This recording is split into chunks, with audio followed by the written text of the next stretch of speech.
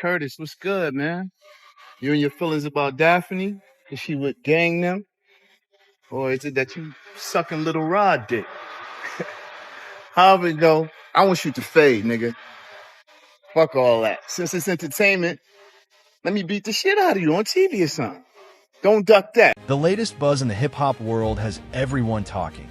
50 Cent has aimed his sharp tongue at none other than Stevie J, accusing him of being a little too close to Diddy. Known for never missing a chance to stir the pot, 50 has shifted his spotlight from past rivals and is now taking shots at the reality TV star. According to The Chatter, 50 is convinced Stevie J plays more than just a fringe role in Diddy's world, and he isn't holding back in exposing it. The gossip is spreading like wildfire, and fans can't get enough of the shade being thrown. With 50 Cent's track record for keeping the internet buzzing, this could be the beginning of another explosive feud. So buckle up, grab your popcorn, and get ready for some piping hot tea. Because when 50 speaks, the industry listens. Do you think Diddy can come back from this? Because a lot of people saying it's over for him. Oh, it is over for him. Come back to where? To be in the entertainment business? Listen to me, man. And I don't want to bring this guy's story up because it's old. And I know he's trying to live past it, but I'm going to bring it up anyway. Ray Rice, his wife, spit in his face. And he did what he did on that elevator. He ain't played one football game after that. Nowhere that I know of. He may have went overseas and played or something like that. I don't know that to be true. But he didn't play in the NFL, a hell of a running back. He ain't played not one down in the NFL after that. No endorsements. Nobody's going to have anything to do with old boy. And when they come out with this other stuff, he going to come back to work. I wouldn't be surprised if he do the ultimate sin, is suicide. Because bruh, he's such a narcissistic that he couldn't stand not being somewhere and not being seen. His whole life, his whole career was about him being seen in the public. It was about him, taking everybody else's dreams and making them his. And now, him nor his kids would profit from anything from Bad Boy or Sean Puffy Combs again. His kids is going to suffer behind this. Wow, man, that's crazy to hear, man. And you knowing Diddy, you think it's a good chance he might take his life? He was talking about taking his life at the City College thing. Yo, D. Ferg, ASAP Ferg's father, say, yo, man, we got to watch him, man. This nigga talking about killing himself. I say, so let him. If you're that weak, I said, let him. And he said, Eugene, why you say that? I said, man, listen to me, man. He ain't no good to nobody if he talking about hurting himself. His life don't belong to him. His life belong to God. What he should be trying to do right now is work his way towards God now, for real, and not that devil he been worshiping. That those people got him believing, you understand, that's the true God. Before we jump into all the messy drama, let's rewind for a second and break down how this whole situation even kicked off. 50 Cent is not the type to bite his tongue. He's built a legacy off calling people out, starting feuds, and keeping the internet talking. He's gone head-to-head with more celebrities than we can list, and now his latest target happens to be none other than Stevie J. Stevie J and Diddy, their bond runs deep. They've collaborated for years, built projects together, and the rumor mill has never been quiet about their connection. Some folks even whisper that it goes beyond just business. Whether that's fact or just street chatter, it's definitely added fuel to the fire. Now, when it comes to 50 Cent and Stevie J, they were never friends to begin with. There's been an undercurrent of tension between them for a long time, Maybe because they move in the same industry circles, or maybe because their personalities naturally clash.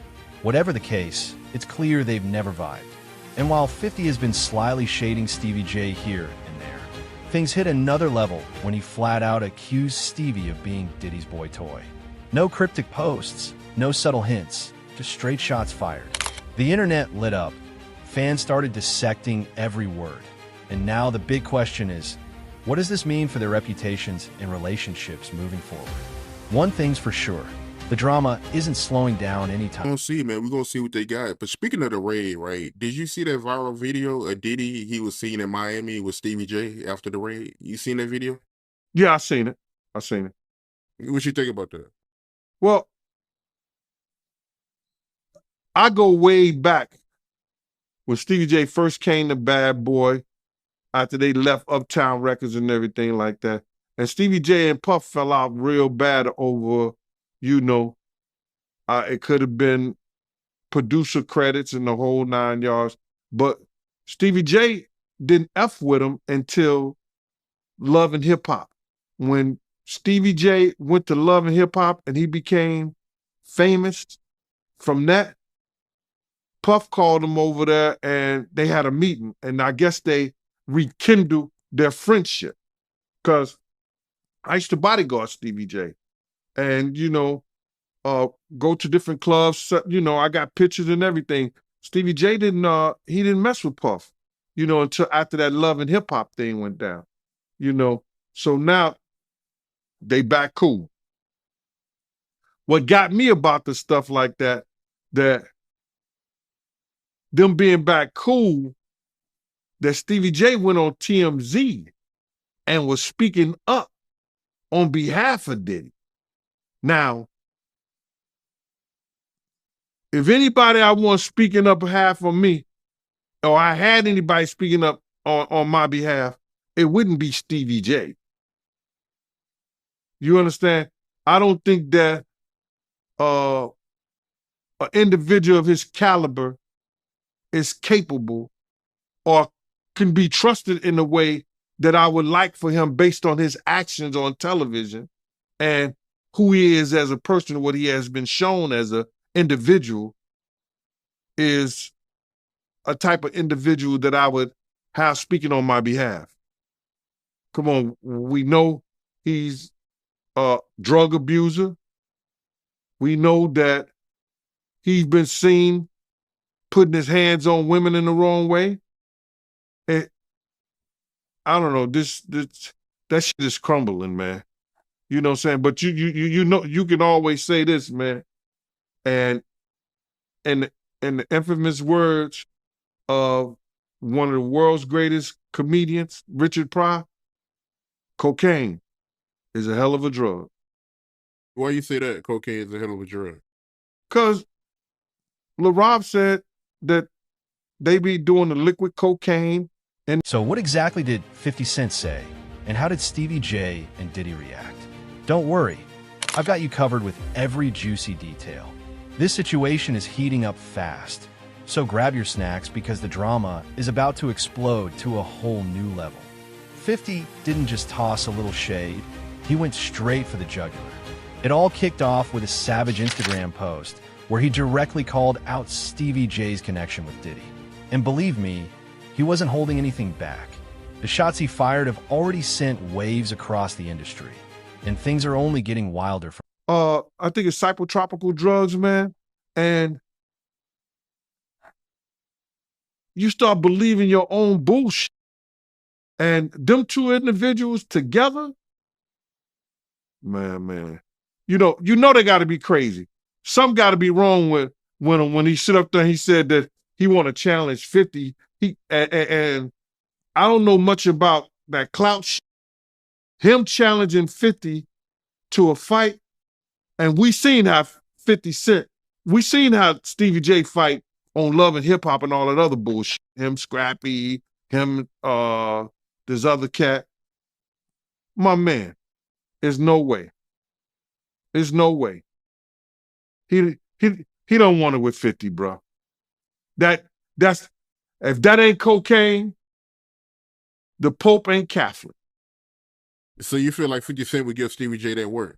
It wouldn't even be a job. 50 Cent will whoop. 50 Cent will whoop niggas like Stevie J on the way to a real fight. You seen 50 fight before? I ain't never seen 50 fight. I seen some tapes of him get down on that end, but I never seen him fight in person.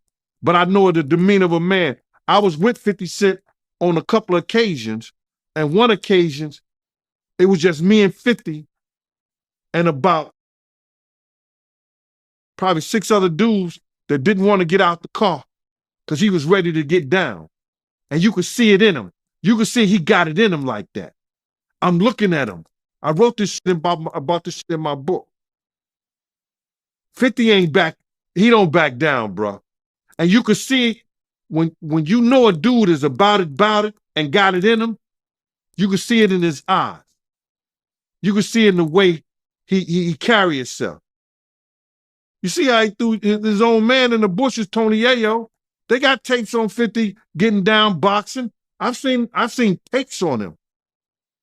You know what I'm saying? I've never seen him in person, as far as fighting. I've been with him in person, but he got it in him, bro.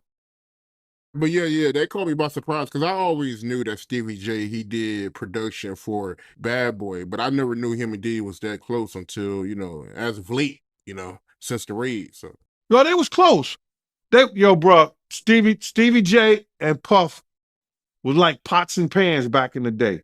I don't know what happened between. In his post, 50 Cent went all out with no filter. He flat out accused Stevie J of being nothing more than Diddy's boy toy, even suggesting that the hip-hop mogul was just using him. But 50 didn't stop there. He took aim at Stevie's wardrobe too, clowning his fashion choices and mocking him for having no originality. The shots were ruthless, the sarcasm was razor-sharp, and the disrespect was loud and clear. If there was any doubt about how 50 feels towards Stevie J, he erased it by putting him on blast for the entire world. Because Cassie sued him. He settled 24 hours. whoa. But now I heard she's cooperating with the feds. She's a civilian. What do you expect? Right. Well, what's interesting, I actually looked this up, because I'm sure when they settled the lawsuit, she signed an NDA, saying she's not going to write a book, she's not going to do a documentary, whatever When else, the feds right? come, that's probably all out the window. Well, yeah, here's the thing. An NDA is a private agreement. Yeah, a but criminal the feds- case supersedes that. Yeah. So she could be compelled to take the stand, and she could basically throw that NDA out the window on the stand. Of course, and she's a civilian, and it is what it is. And yo, let me tell you something. God got his ways of humbling people. Yeah. You could be right here, and the next day they all laughing at you. We're public property. That's what I learned. When I seen Fitz down there, we public property. You can say whatever you want to say. So it's public property. You walking on eggshells, my nigga. Whoever you are. And if you a black billionaire, come on. It's over. It's over. It's looking bad out here for As Diddy. for It's niggas, looking bad. as for niggas taking up for 50, 50 been not fucking with Diddy for his reasons. Like niggas be saying little funny shit behind the scenes, and G-Unit spies is everywhere. What G-Unit spy, that's what G-Unit spies is everywhere, bro. Okay, because I remember Huh? one of the funniest Drink Champs ever was when 50 was on there, and he said that he met up with Diddy, and Diddy offered to take him shopping. He Yeah, you was can't. like, what the hell? You can't tell a nigga from New That's York. crazy. No, you can't tell That's a crazy. nigga from New York no shit like that. Let's be real. He's like, what? He's like, I'm a bad Yeah. bitch or something? I gonna let me take me shopping? You gotta understand, Fifth been like that since the beginning of time. When he used to come to the block, he was the nigga like, oh shit, boo boo coming. Yeah. Like, oh man, this nigga, some shit is about to start. That's who he is. And as for niggas saying they want fades and all that, like, I don't know what niggas think. We've been You talking about Stevie J. No, Stevie J but like wants to Stevie fight J, 50. I don't like to talk about these dudes because like Benzino and them, I don't look at it as real street shit. Yeah. Like when you beef, like I said, with Entertainment, man. like It's all a entertainment, man. with like a henchman or a fucking a World or any of these type Fat of Joe. niggas. Yeah, or Fat Joe, he's street. Yeah. But like a Benzino, like years ago, we ran down on Benzino in Miami. We ran down on him like, yo, don't put us in the Source magazine. Because he was so obsessed with Eminem's success, and G-Unit was the shit at the time, and niggas was just, it always been a hate thing because we signed with Eminem. Why? It's the nigga that put me on. I don't give a fuck what color he is. That's just me. You understand what I'm saying? And like I said, nobody owed me nothing. I'm just the type of nigga that just be like, yo, you know what? I appreciate what niggas did. Niggas got me out the hood. Niggas got houses. The second 50 Cent's post hit the internet, all hell broke loose. Fans couldn't believe the bold shots he fired, and the media wasted no time jumping on the story. Twitter went into overdrive. Half the crowd was hyping 50 up for saying what others wouldn't, while the rest rushed to defend Stevie J. But one burning question instantly took over the conversation. How would Stevie J and Diddy react? Were they going to clap back and escalate the feud, or would they try to play it cool and ignore 50's firestorm? I actually looked this up. I have this in my notes. It's about to be the second. All the numbers ain't even in yet. I think it's the second most gross. No, right. I actually looked at the numbers. You guys made $123 million on that tour. Number 2 was Drake. It was all Blur tour, $189 million. Mm-hmm. And number 1 was Jay-Z and Beyonce on the run, $253 million. Okay.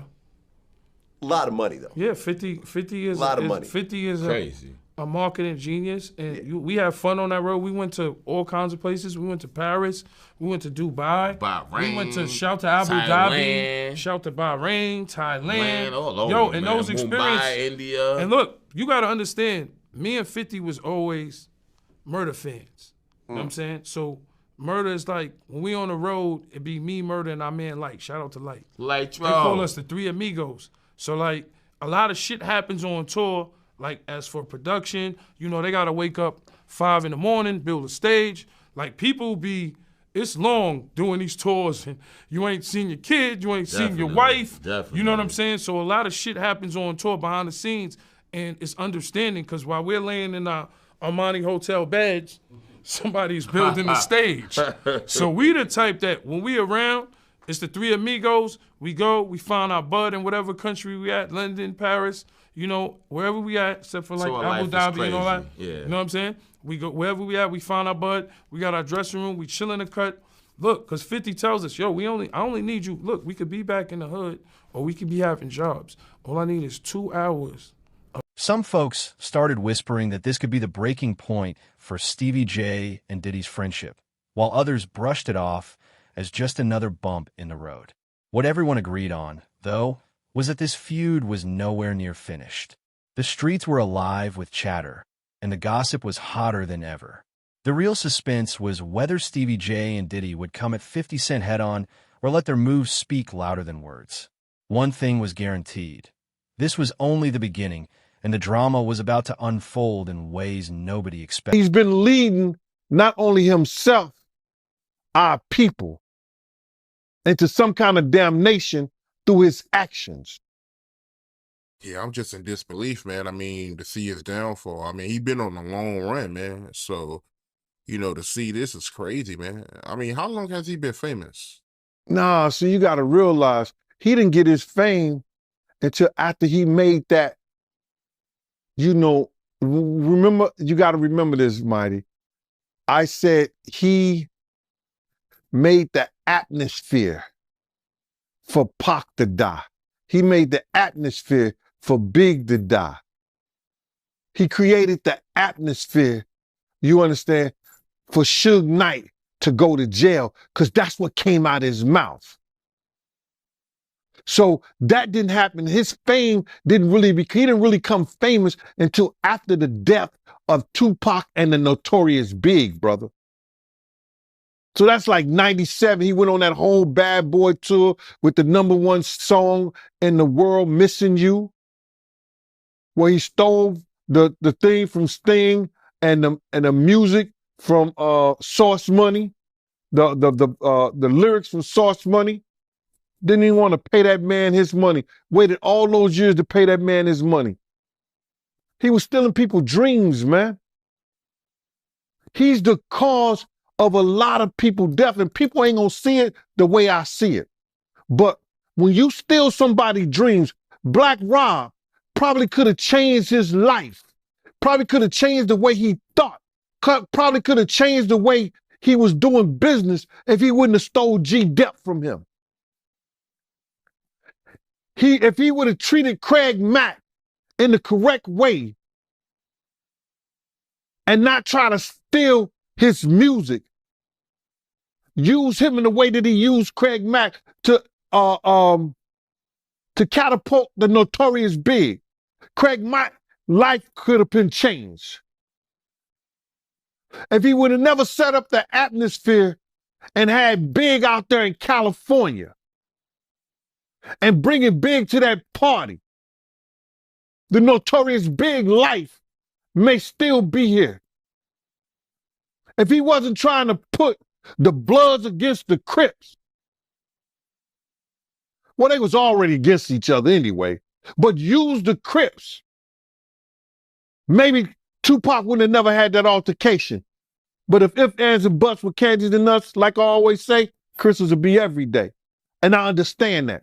But he set up the atmosphere for a lot of people. Wolf set up the atmosphere between him and BMF. The streets haven't stopped buzzing since 50 Cent dropped his explosive call out, and everyone's locked in, waiting to see how this drama plays out. People are questioning what this could mean for Stevie J and Diddy's bond, especially since many say Puff built his whole playbook off Tupac's blueprint. Everybody knew that Puff took Tupac's blueprint and changed Biggs and Bad Boy in image. I Get Around talked about how fly you was, how many girls you mess with, how many cars you drive, how much money you got, what you willing to do. He took his image. Pac was the first one on the scene wearing Versace shirts. He went and got the same Versace shirts Pac had. Which, all right, some dudes would do that. You would never catch me wearing something else, something that somebody else got. He was knocking down all the women that he thought Pac was knocking down. And what I mean is having sex with them. Why would you want to have sex with women you know for sure a dude that was once cool with you was dealing with? That's that image. Because you got to realize, bruh, Puff and Pac was cool at one time. We know this. Mopreme said that they was going to sign the Bad Boy. So if he's going to sign to Bad Boy, it was because of Corey and them. I put that picture on the internet. I put the picture on my channel of Corey Jones. Is Corey Jones, Corey Jacobs? I think Corey Jacobs and Pac right next to each other. Those was the real bad boys of Bad Boy. You understand? Those are the ones who got the 16 to life sentence. That Pac was going to go and be with them first. But then Mopreme said when it became just Big and Puff, because Corey and them went to jail, he changed his direction. But nobody know why Pac and Puff fell out like they did.